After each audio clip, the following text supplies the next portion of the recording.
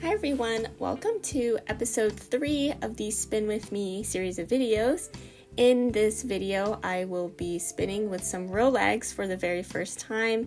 These Rolags were made and sent to me by my friend Bridget. Thank you so much, Bridget. This was a really fun project.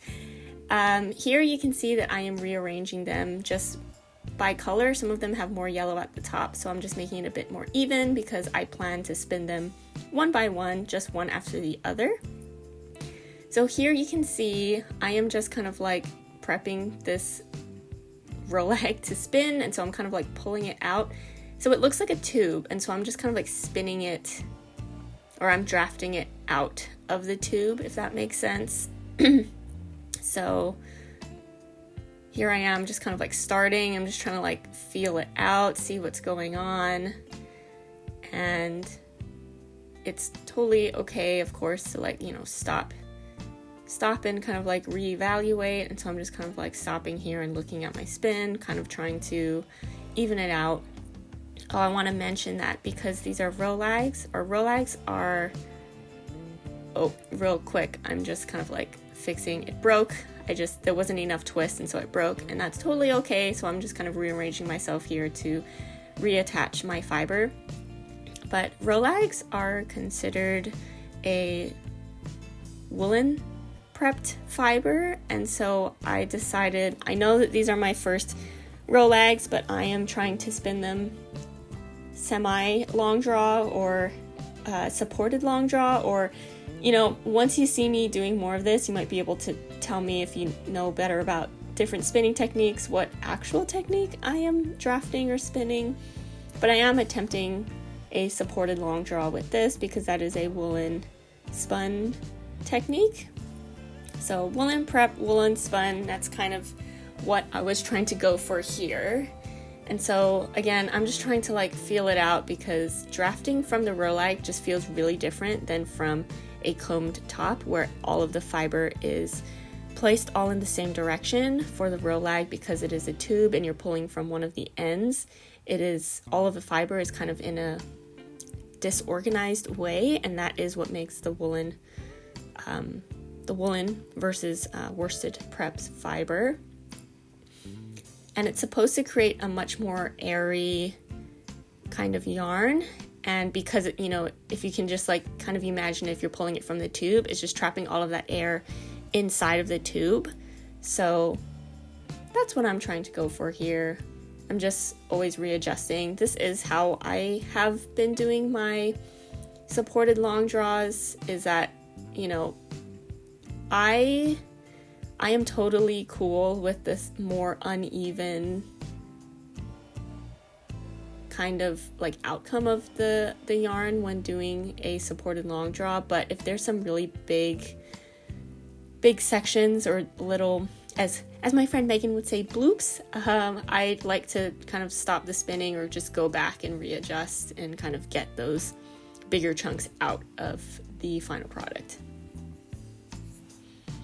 So I think about here, it seems like I'm getting into more of a groove for the spinning, and as you can see, once I pull back, like right here, I'm pulling back as it drafts, and then I kind of wait a little bit for the twist to catch up so that my fiber doesn't break. I feel like I've had to do that and adjust with my supported long draw, is I need to just wait for more twist to go in, kind of more twist than I think, because usually my yarn would either break in the middle, so I'll know that there's not enough twist going in the fiber, or when I go to ply, it just keeps breaking. And so I have adjusted to kind of add more twist and kind of wait a little longer.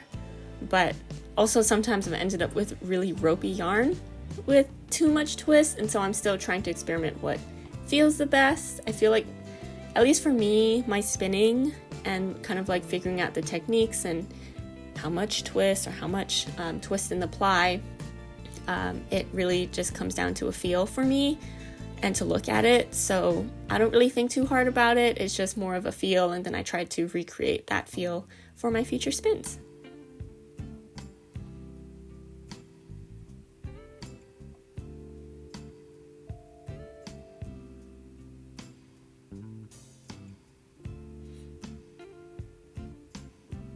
As you can see here, I stopped actually pedaling on my wheel to draft out, and because it was like just built up too much twist, I needed to kind of relax it out a bit. And so I feel like has been a really good technique that I have been taught and have carried throughout my spinning projects.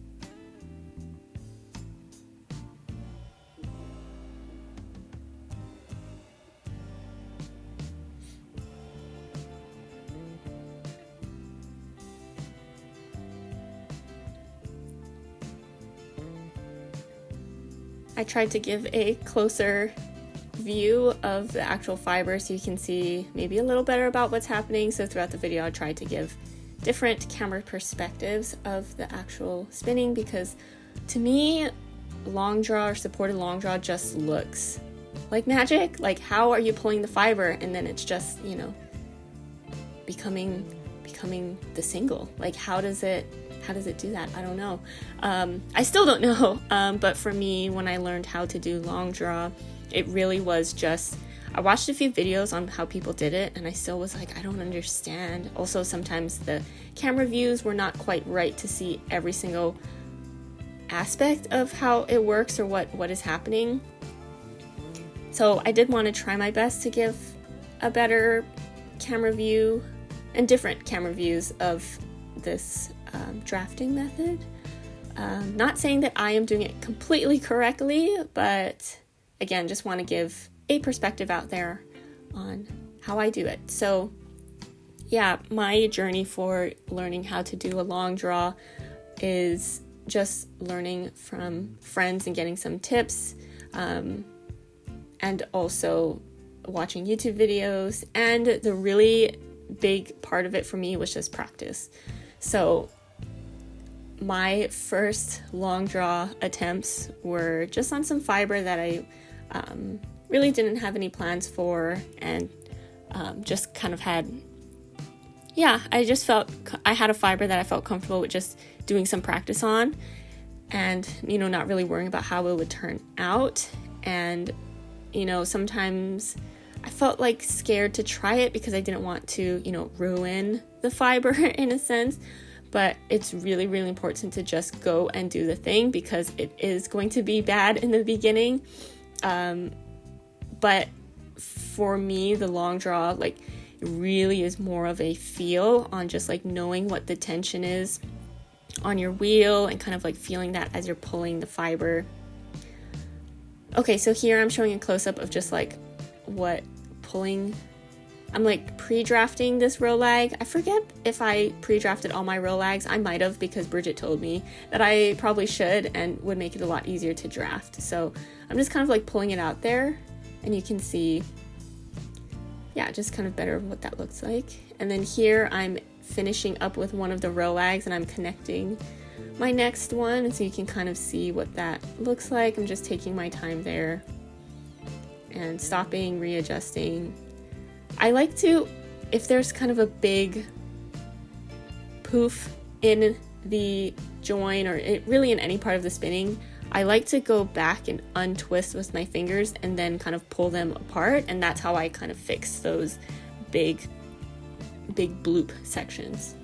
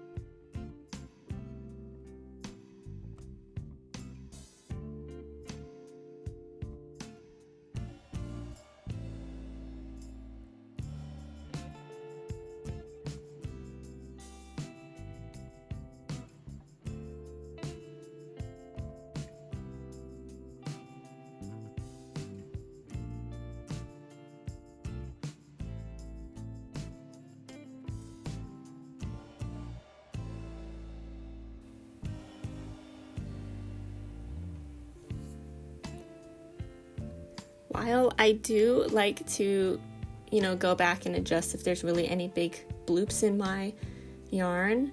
I do embrace when it's not totally even. You can see here, like, there was some really thick spot that I want to readjust, but for the main part, you can see, especially because there's the white wall right behind, that it's not completely smooth and even. It's just like for the majority of it, it is, like it seems pretty even, but I do embrace having some of those little bloops.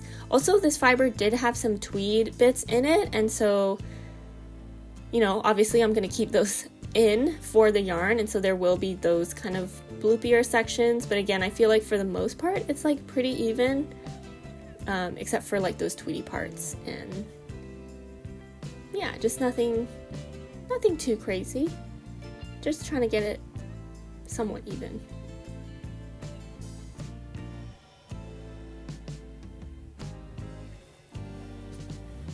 You can see that I'm pinching with my right hand, and that is the part that is like supported long draw, because I am kind of stopping the twist with my finger by pressing down on it, and then when I let go, then the twist releases back into the fiber. And as far as like how do I know when to pinch and unpinch, which was a question I had myself for when I was learning how to spin this way. Again, it was really kind of a feel.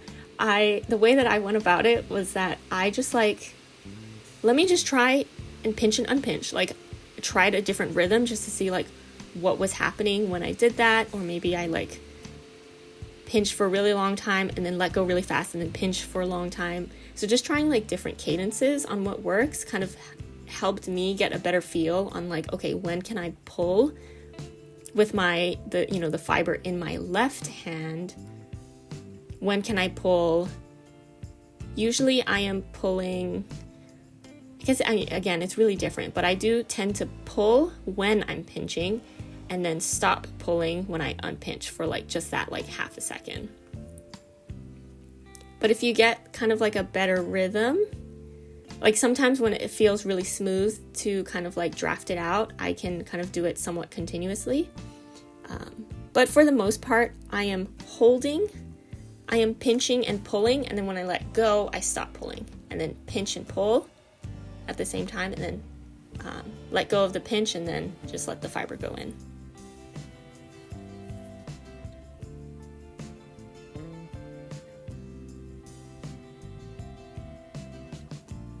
I think what's really fun about showing the spinning of this fiber specifically is that because it's so colorful and you can see the tweed colors in there, you can really kind of see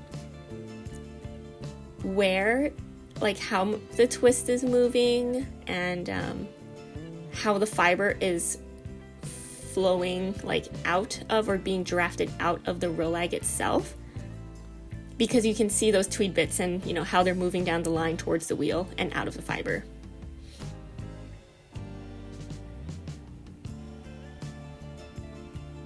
Alright, so here's a close-up of what my singles look like so far. Really fun, and you can see that there are pretty clear color sections going on. Alright, so I am nearing the end now of all of the Rolags.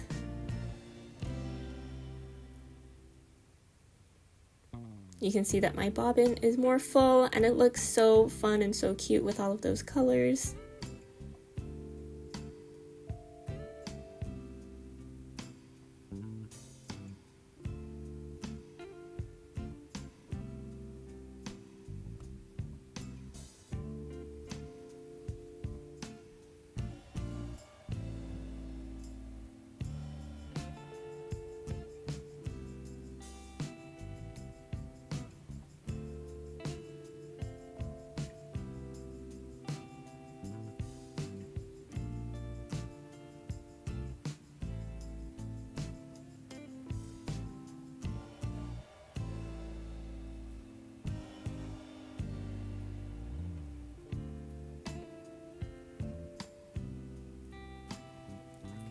Alright, so these are all of the singles. So I spun all of the Rolags I had onto one bobbin, and I am planning on doing a chain ply so that I can keep all of the colors in their order.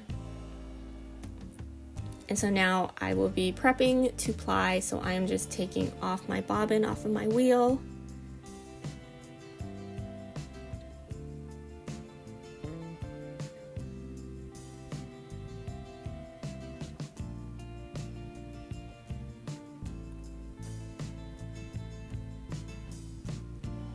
Putting a new bobbin on for plying.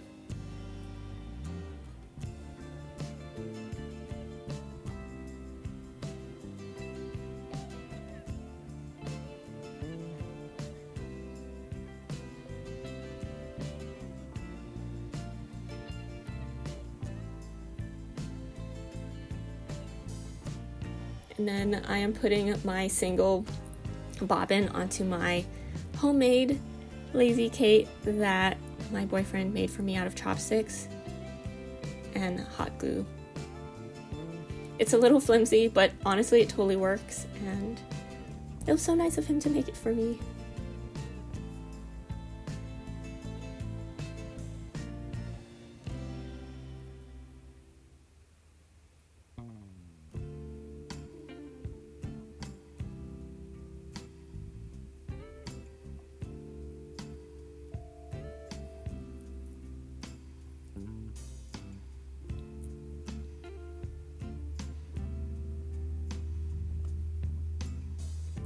I forgot to mention, for spinning my singles, I always spin them Z twist, which is when the wheel spins clockwise, and then for plying, I do S twist, where the wheel will spin counterclockwise.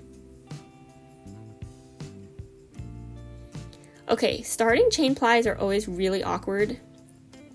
You kind of just like have to do something. So the beginning, I'm like, it'll always look kind of messy, but I kind of just try to make a loop somehow with one strand. And then just like start doing the chaining. So if you crochet, this is the exact same if you did a crochet chain. It is the exact same thing is happening, except you're doing it with your fingers and you're making the loops really, really large. So I'm hoping that you can see a little bit here. I've noticed with chain plying, I do have to work pretty quickly with my wheel. I guess I could adjust the whirl so that it goes slower, but I'm lazy, but I also like to ply really fast, and so I just, go with it and just go really fast. But you can see I'm holding a loop, creating a loop in my right hand, and then I am grabbing with my index finger on my right hand the next strand through to make a loop again. So hopefully you can see that happening. And then of course, so if you're wondering, yes, it will create a slight bump in your yarn wherever those three strands join. But honestly, I don't notice it when I'm knitting. Sometimes when I'm knitting with the yarn, I'm like, oh, there's the bump, but it really, I really don't notice all of them. And also in the finished knit, I don't notice them at all either. So, that was something I was worried about chain plies, but it doesn't bother me. And so, that makes me very happy. So I can, feel more comfortable about using this technique for plying. Okay, so here's a closer up view. So hopefully you can see like how the chain ply is actually creating three strands. And so the resulting yarn is kind of like it says 3 ply, just not, it's made by doing this chain technique.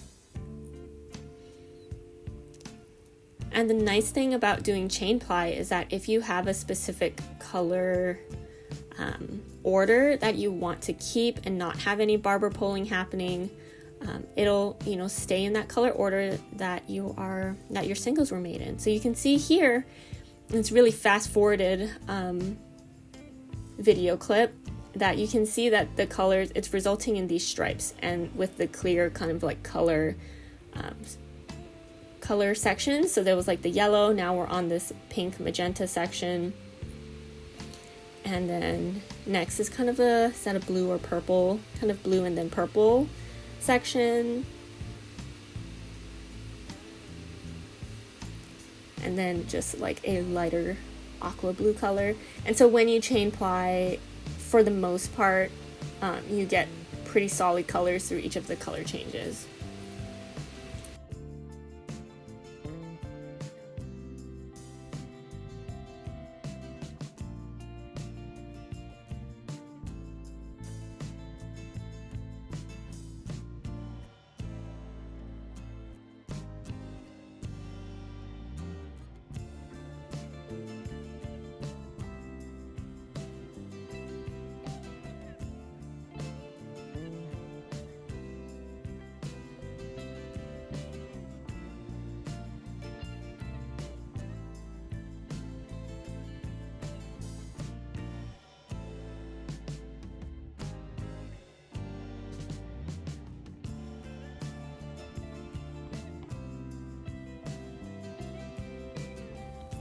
You can see here I ended up with a little pigtail in the middle, and that happens even with other plying techniques as well. So I just stop spinning and then just kind of like pull it all apart again, and then, you know, just continue on as normal.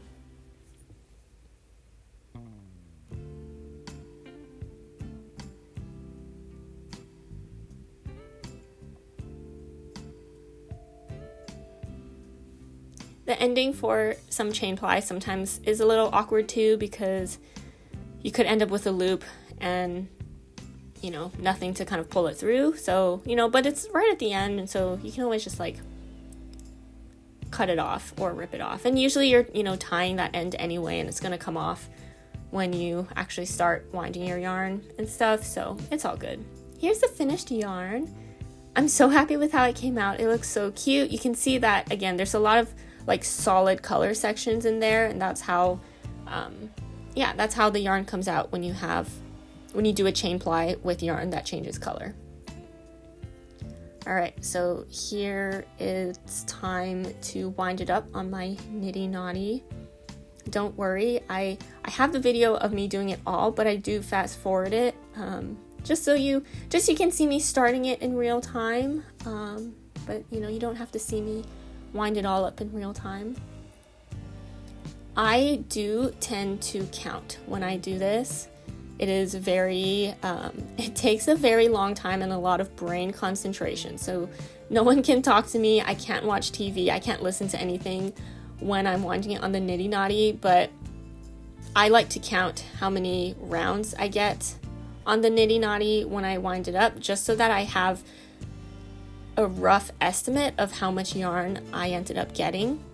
The size Niddy Noddy I got, I think that it is maybe the biggest size they have. I know they have smaller ones, but mine's is that for every round, so like every circle, it is 2 yards.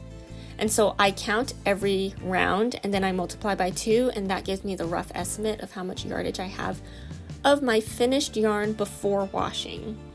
And I always take note of that is the estimate before washing, because usually after washing and doing all the finishing, the yarn does kind of lose some yardage, and so I just need to, you know, make sure I keep note of that. But it's always good, at least I feel comfortable knowing just around how much yardage I have before washing, especially because I'm winding it up on a thing that will help me count anyway, so I just figure, why not? All right, so now I'm just tying the ends. This is my usual way of tying and securing the ends of the final yarn. So I just tie, the first end and the last end to wherever they are on the skein. And I usually do like a figure 8 type of thing. Usually I have it do kind of like 3 rounds or 2 rounds in between, or create 3 different sections, right? If you do weave it in and out, it'll create 3 sections for like my 4-ounce skeins of yarn or hand spun, but because this one was a bit smaller, I think I just did it around twice.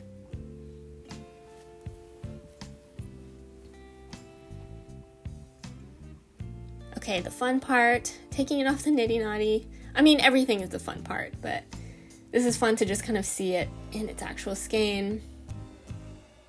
Off of the Niddy Noddy, it's all twisted.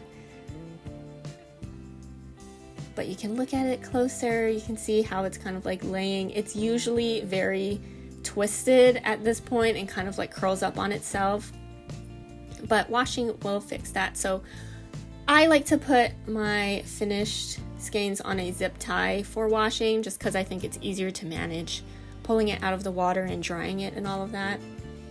I like to use wool wash. You don't have to, but I use warm water and wool wash because I love when my knits and my hand spun smell good. It just makes me even more happy about my finished projects. And so now, yeah, I just kind of treat it just like I am washing a knitted finished object, and I'll let it soak for a little bit in the water.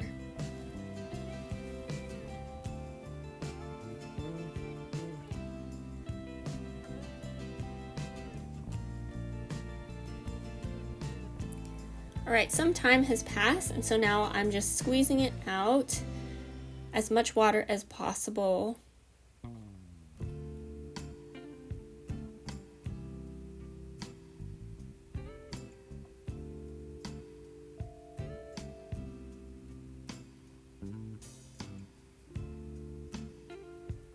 And then same thing as for when you wash and block your finished objects, your knitted finished objects. I have a towel, a dry towel ready to go, and then I, roll it up in there, step on it, or I guess, in this case, I just lean on it with my hands just to get just even more water out.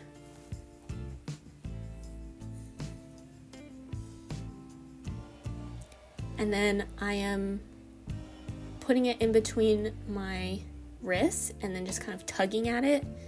And this helps to, I've been told that this helps to kind of like fluff the yarn and make it a bit more even. And if there's kind of a lot of energy, a lot of twist in there, kind of help to relax it a bit. All right, so here's how it looks now. Still dry, but a lot nicer. You can see it's kind of like, it's not curling up anymore. Part of that is because it's wet and the weight of that is kind of like, pulling it down. But now I just hang it up to dry. And then once it's dried, here is the finished yarn, the finished skein. It is so cute. I think it poofed up really nicely. Like not a lot, but you can definitely see it has a bit more body. And because it is like a 3-ply, 3-plies are a bit more round. I feel like you can kind of see that in the final yarn. You can see those pretty distinct solid colored sections of the yarn, so when you knit, I think that it's going to look more striped and less barber pole-y in the final knit. And yeah, I'm really happy with this skein. Thank you so much for watching this video. I tried to make it shorter than my other ones because, I don't know, you don't need to see me spin the exact same thing for like 45 minutes, I think, but I wanted to keep all the steps in anyway. And yeah, I hope you enjoyed it, and I know it's been a long time since I've made a spin video. This spin actually happened way earlier in the year, and I was able to finally get these last clips in. But I do plan on making more spin videos if you have ideas. I like to maybe try to get those spin videos to be a little bit different, and so in terms of like technique or type of fiber or spinning technique, right? So yeah, I hope this one was fun. Let me know if you have any suggestions in the comments down below, and I will see you next time.